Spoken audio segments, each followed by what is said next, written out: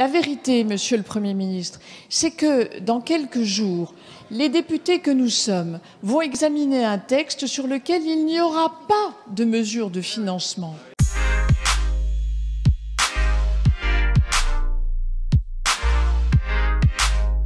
Il y a une semaine encore, vous affirmiez que le texte de votre réforme des retraites comporterait bien une mesure d'âge. L'injonction du président de la République exigeant le compromis, c'est-à-dire en réalité le renoncement, et la pression des syndicats ont eu raison de votre engagement. Vous avez décidé de retirer du texte la seule disposition, même imparfaite, permettant le financement de votre projet.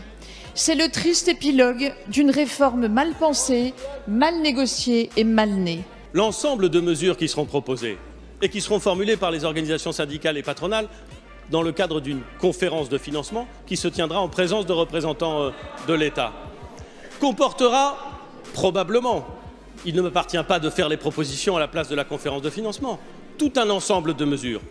Contiendra-t-elle, dans cet ensemble de mesures, contiendra-t-il une mesure d'âge?